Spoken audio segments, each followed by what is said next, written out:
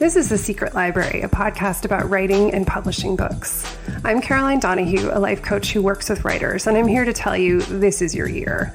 It's time to stop waiting and start writing.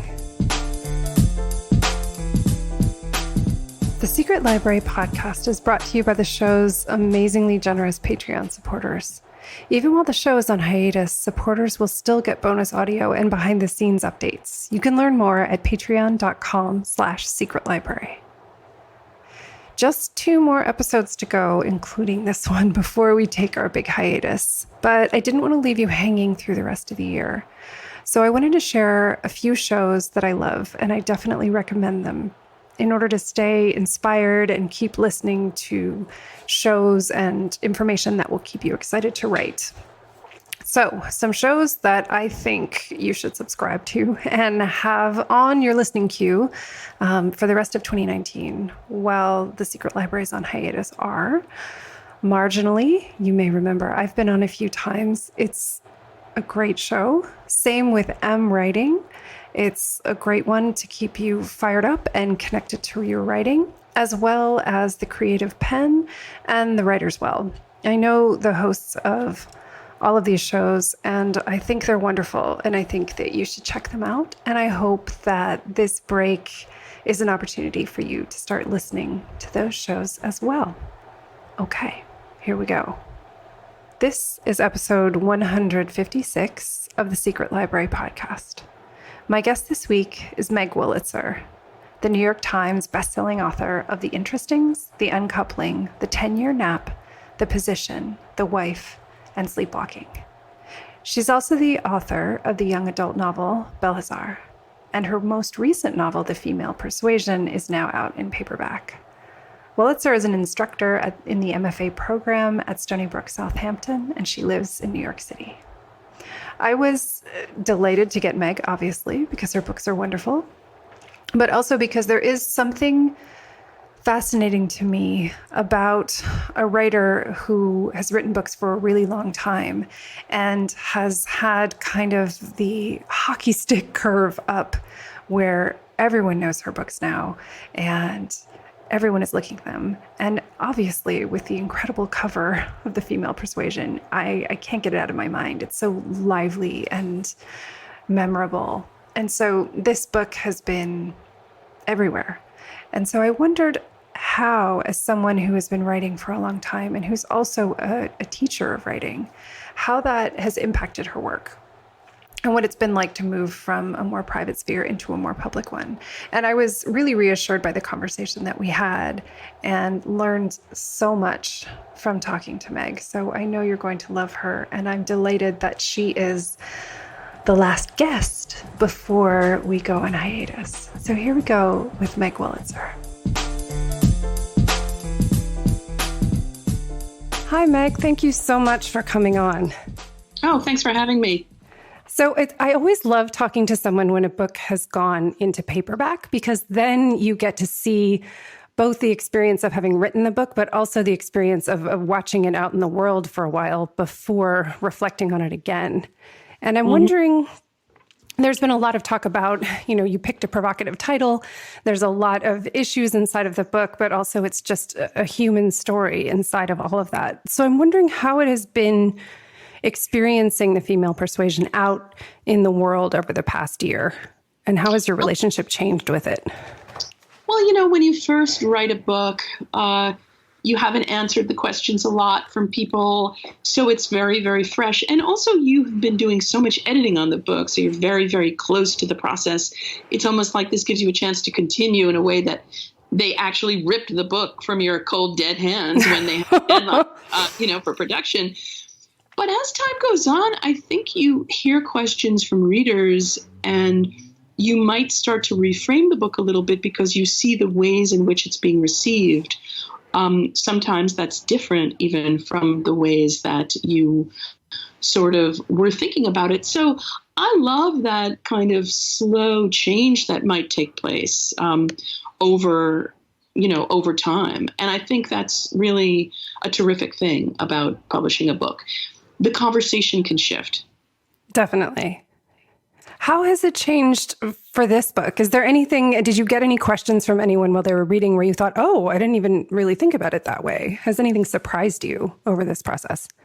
Well, the one thing that kept coming up that was funny, this is a small thing, was the name Greer of my protagonist, Greer Kadetsky. Mm-hmm. Since the book deals with issues around feminism, Germaine Greer was a formative second wave, was a formative second wave feminist. I mean, she's changed a lot in her, the things she said over the decades. But I honestly originally wasn't thinking of her, although I think the mind is a very tricky place. But everyone thinks, oh, clever. She absolutely did that on purpose. I didn't. But then the minute I, thought it was a great name, I liked the hard consonants more than that it was a nod to Germaine Greer. Of course, I realized that in part of my mind, that is really why it was there. But it wasn't the initial thing.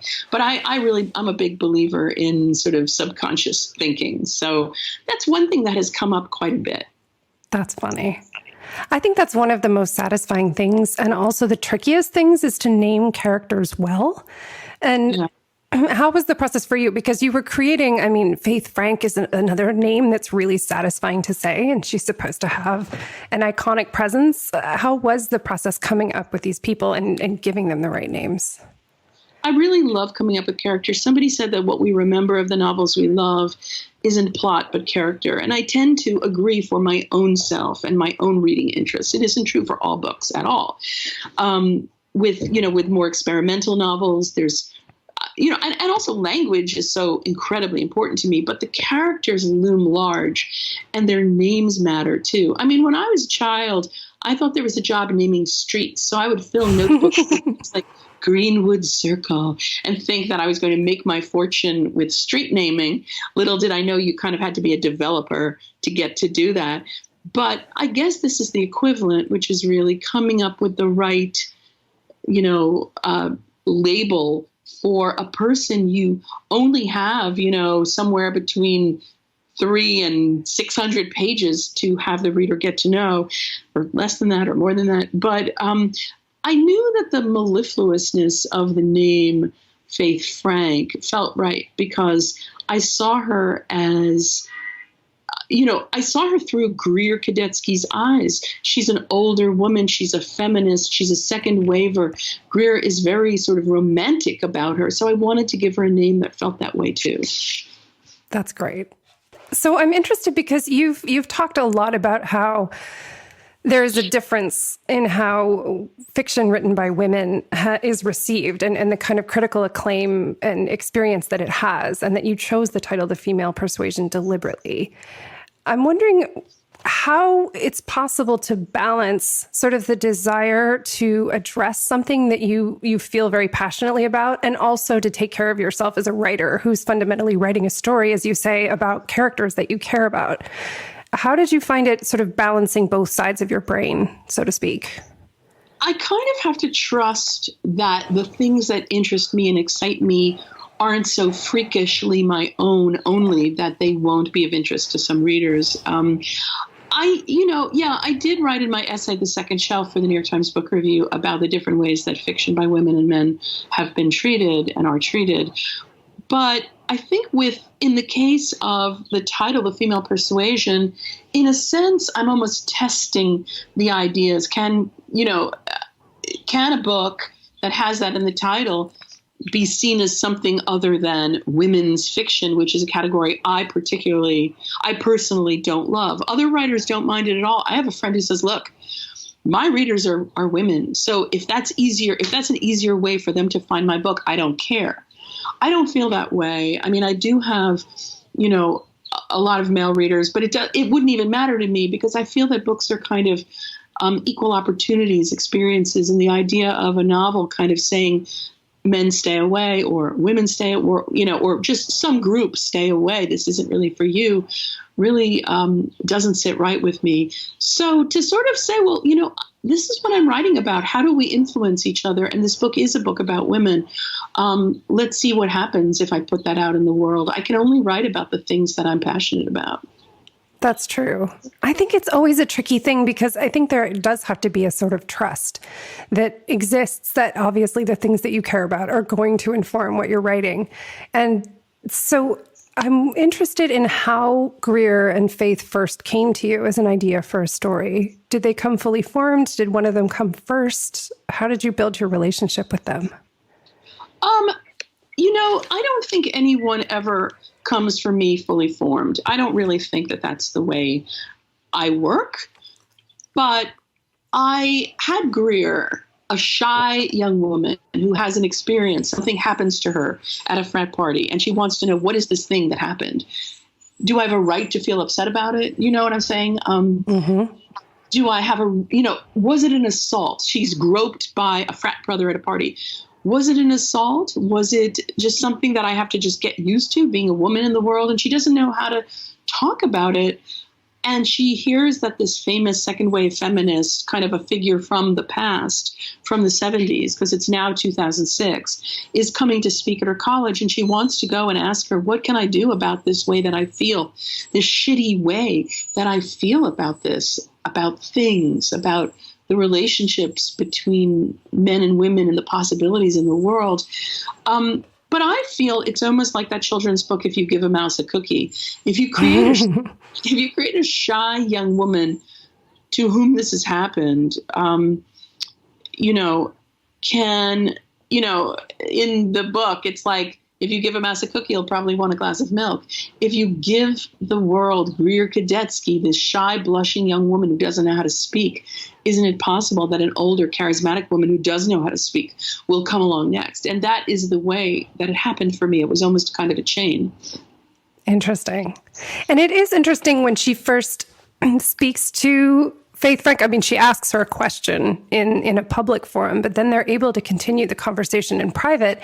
And I was really struck by Greer having very little experience with Faith Frank, not knowing her, versus her roommate who has a lot of feelings about Faith, and they kind of ambush her in the loo, basically, and have this conversation, and how Greer's kind of lack of sort of control over what she was saying was the thing that really moved Faith, rather than her roommate Z, who had almost a prepared speech that she kind of spits out of, like, I'm presented with my hero, I must tell her how important she is. Right.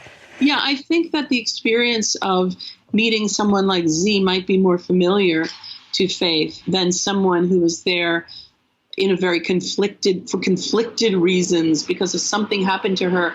It wasn't just that she's excited to meet this feminist hero or heroine. And I think that strikes something in Faith. Also, Faith sees something in her that she recognizes from her own past, a conflict with parents. And that's something that's, of course, would be common to a lot of young people. But Faith is somehow affected by it. But we don't really know this till much later in the book. Yes. I think something also that I was struck with, and it's always this tension, I think, and I'm wondering how you feel about it as a woman who's written many books, is there's this tension of there's the responsibility of handling a new topic. There are so many books that men have written about, like a young up-and-coming guy who's taken on by a more experienced guy who then sort of shows them the ropes. I mean, we all know these stories in these films, but the ones that have to do with women are often not about a profession, so to speak, or it's about some woman squashing another woman down in the sort of guise of leading her along. And so it's a topic that's underserved and is important and feels important as you're reading it. And I'm wondering how it is for you as the writer to sit there kind of knowing this as a professional and also still giving yourself space to write and enjoy the process of writing your book rather than feeling like it's a book with quotation marks and underline and bold and all of that happening at the same time. I don't think I would ever write a book because I felt commercially there was an opening. Oh, I should fill that opening. There's something about, that almost would be kind of a trying to game the system. And I don't ever approach fiction that way. I think that it only really works well if you write about something that you are really excited about. And if there have been 10 books written about that subject, yours will be different. I mean, I wrote a novel called The Interestings that has a group of friends that we follow over time. And surely there have been books about groups of friends. But I just knew that that was where my mind was and what I wanted to explore, and I would explore it in my own way. So I guess I felt while I was writing, I did start to think about some of the things you're saying, like, has this been written about in that way? No. And I don't know that I have more or less of a responsibility to do it in, a unique way. I always want to do it, I guess, in a unique way. But yeah, I think that stuff between women has often been, I think about like a movie like All About Eve, or, there've been films in my mind, or that other one, now Rich and Famous. Do you remember that movie with... No, it's before your time, I'm sure, but Jacqueline Bisset and Candice Bergen and friends, and, just this idea of one person supplanting another, and the sort of, the kind of anger and excitement and jealousies around that. I mean, it's not to say that there aren't issues around those things, but what about really the feeling of a mentor toward a protege, of just wanting to help out? I mean, I feel that that's a real thing. And I guess as I began writing it, I wasn't looking to too many books. I mean, I try to sort of stay in my own little terrarium. But yeah, one where it's not about a monster. I mean, there are betrayals in this book, absolutely, and a big betrayal, 2 big betrayals at the end. But I think these are decent and very, very flawed people who make mistakes. Yeah, and I think in any case, real characters are always flawed people who make mistakes. I think if we wrote about perfect people who never make any mistakes, we'd have very boring books on our hands. Yeah, sure.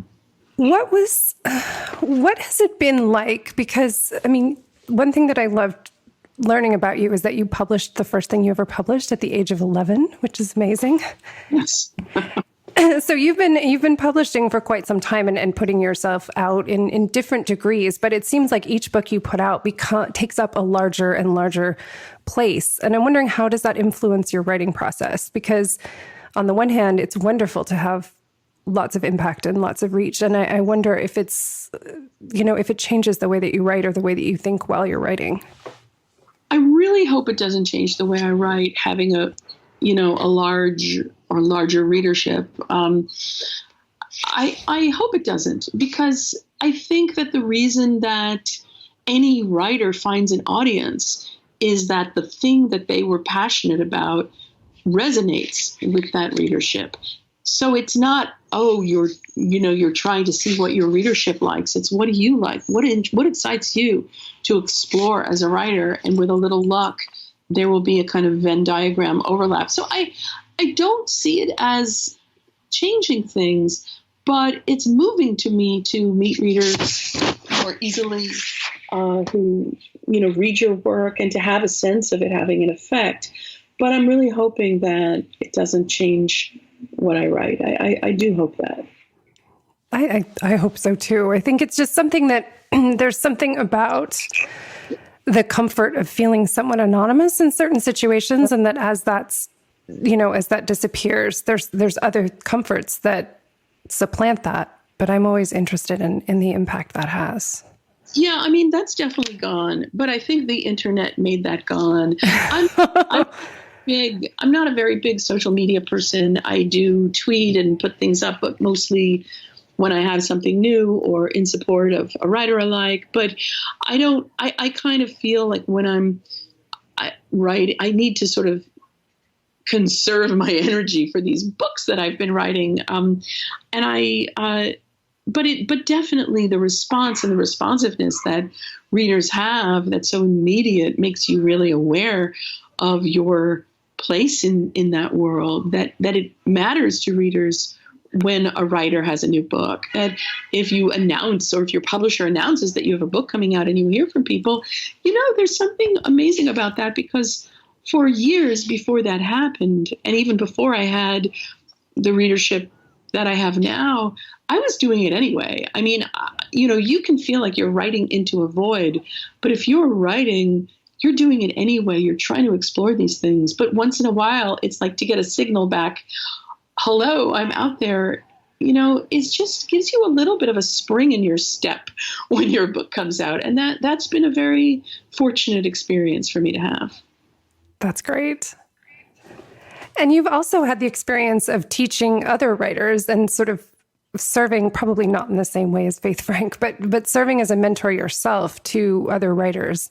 And I'm wondering what you're seeing through that lens and how it impacts looking at the writing process and how you're looking at other generations of writers and how that's shifting.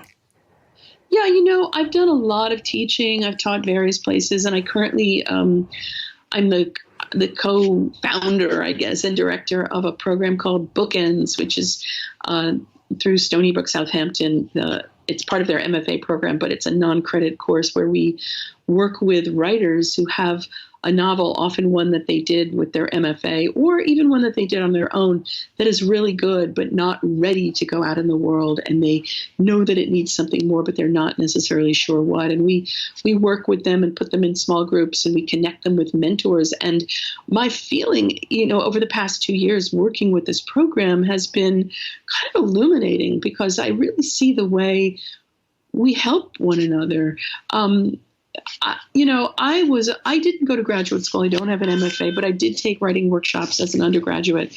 And I did have writing teachers who helped me so much. And honestly, something that someone says to you or that you can say to someone else can really make all the difference. And it's shocking and wonderful to see that. I have a former student who then became my assistant, who has just sold her novel. And it's absolutely wonderful to see. And I was thinking about it because my novel, The Female Persuasion, does in fact have, in its title, a kind of pun about the idea of mentorship, of persuading one another. How do we as women persuade one another?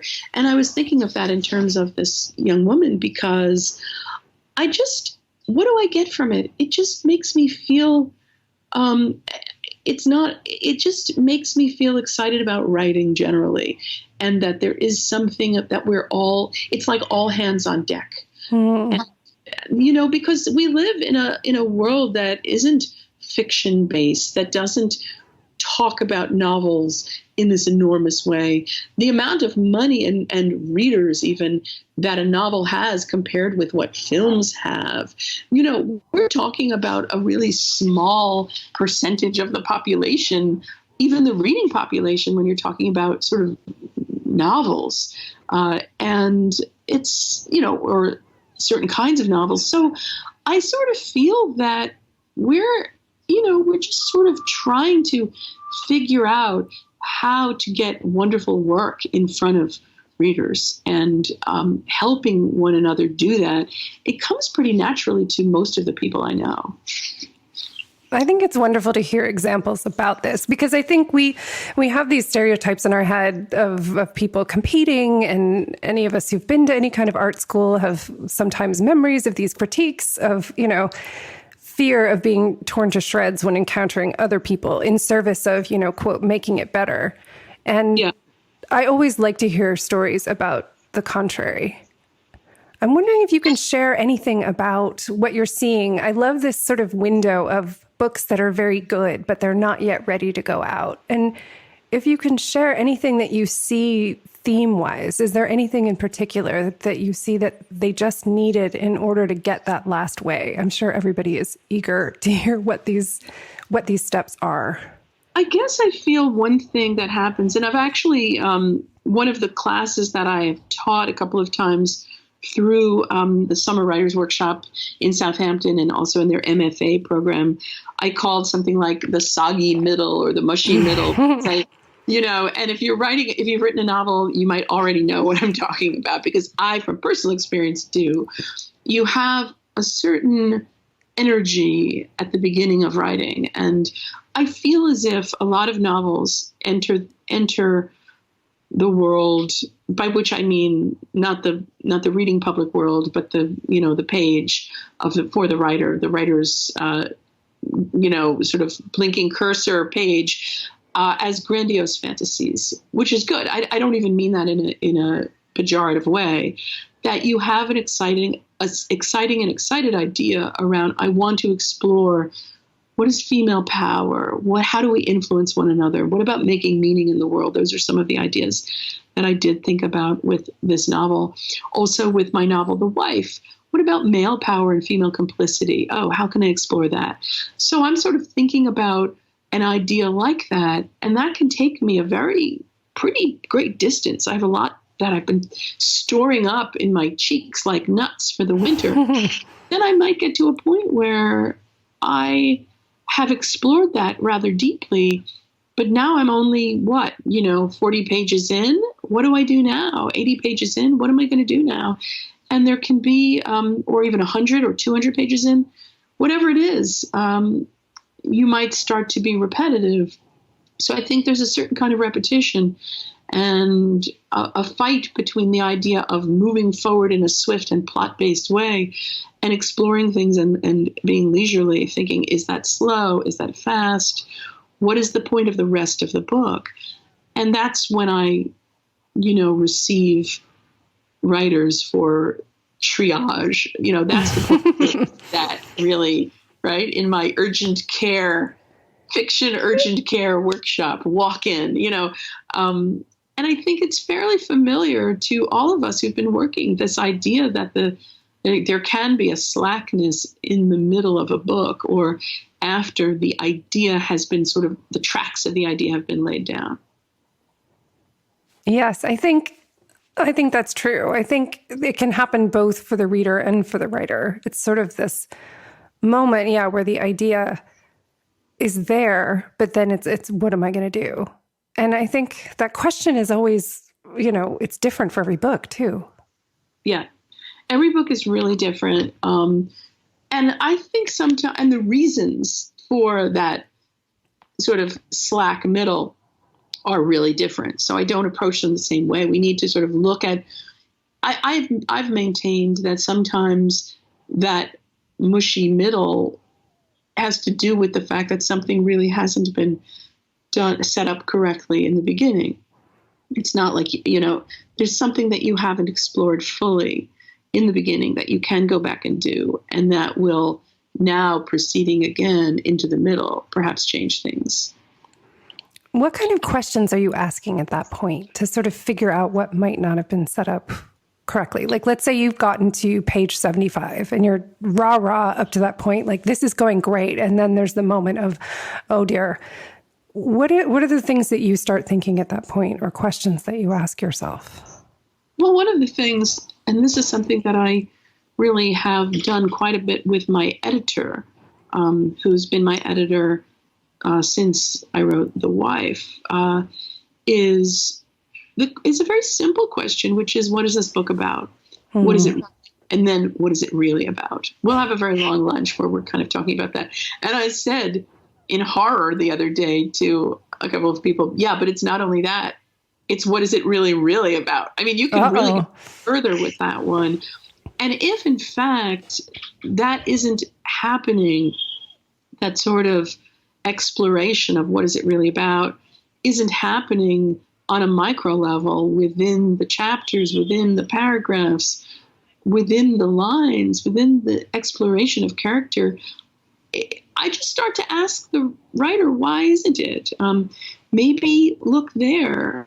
Are you not really exploring that? Are you going off on things because they are, proverbial darlings? Are you going off on them because you love them and you're interested in them, but you're not really staying with the idea of the thing that you originally said you wanted to explore?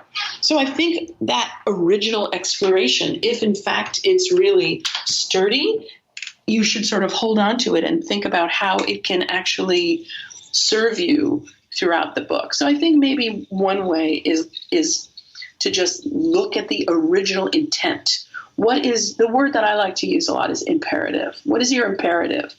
And if you've moved away from it, well, frankly, you may have found that it's not actually the imperative of the book. So that's one thing that can happen. But you may have moved away from, you may have another one and then you're going to go back. But you may also find that you're not actually exploring, that you kind of forgot about it. It's like, have you ever seen that card that has a kind of Roy Lichtenstein sort of drawing, and it's a woman taking a shower, and the novel is, oh my God, I forgot to have children. Right. It's sort of that, oh my God, I forgot to write a novel about female power or whatever you are writing about. And then you kind of like, oh no, I was writing this book about the pains of whatever. And now I'm writing a book about a carousel, and there's none of that pain in it that I wanted to do. You stop there and you might say, is it that this carousel book isn't about pain, and I have learned that that's really where my imperative lies? Or have I moved away from my imperative without even noticing it, sort of like gaining weight? And now I need to go back and look at what I've done. It's like there are ways that things happen, to our bodies, to our minds, that we didn't know were happening. But then when you take stock, you see where you are. And it may be absolutely something that you're just noting. I'm not saying you're just noting where you are in the world. That's right. I'm a person who weighs more now. Fine. Or I am writing this novel that is about this. It is not what I thought I was going to do. Or I have let this friendship go fallow. I think that those are things that, in a weird way, there's almost a mindfulness aspect to it. I'm not saying, oh no, then you must change it. I'm saying to writers, be aware of what you're doing and what you've done. I think it's maybe an awareness that moves away sometimes in the middle of a book. Be aware of what the imperative was, what it seems to be now. Is there an imperative now? And I have made very big changes in my own work when I realized that I have moved away from something that I really wanted to explore. I love this image. It almost makes me think of, descriptions of certain kinds of meditation practice. Like when you said mindfulness, like, okay, focus on the breath, keep going. And then suddenly you're planning your grocery list. I think it makes perfect sense that this could happen just as easily with a book. Keep writing, keep writing. And I think so often the imperative is just keep going. But I mean, there's an infinite number of directions you could go when writing a book. So you have to pay attention to make sure that you're still going in the direction that you want to go in. Yeah, I do think so. I think that mindfulness is a really great analogy here, because just the idea of being free, feeling very free, but being aware every once in a while that you've gone somewhere that's off, that's not going to serve you, and you cannot beat up you don't need to be, to throw it aside, but you can say, I wonder why I went there, and now I'm going to kind of go back to what I meant to do, and it might look a little different. Yeah, you might find something entirely new, because it's true that when you have an idea and you start writing it, of course, your awareness of how that works changes. Like the process of writing the book always changes the book a little bit. Yeah, I mean, I think the analogy of mindfulness works best really only as a sort of what the writing technique looks like to get into that mind, of writing and doing a novel. But finally, what happens for me, at least, I mean, I tell writers when I teach to sort of, say the first 80 pages are really about that exploration of the thing that you were very excited about to begin with. But, I often think that people might stop after that point and go back and look at what they've done and recognize that it's not, and now start to reckon with what they have done rather than what they thought they were doing. And it can look really different. And that's when you make your peace with the loss of the grandiose fantasy, and you cross things out and you lose some of your best writing and, save it for a rainy day or your next book or later in the book. But you see what it is you're becoming interested in exploring, and you have a little bit of grief because that excitement around the big idea might have shifted. It might become another big idea, or it might be a more modest one. But what are you telling yourself to write? And that's when I really kind of do a lot of crossing out, and then I kind of make something of an emotional outline for the rest of the book. And I've joked a lot that an outline for me is sort of like an EpiPen. You may never use it, but it's good to know that you have it. That's great. Can you say more about what an emotional outline is?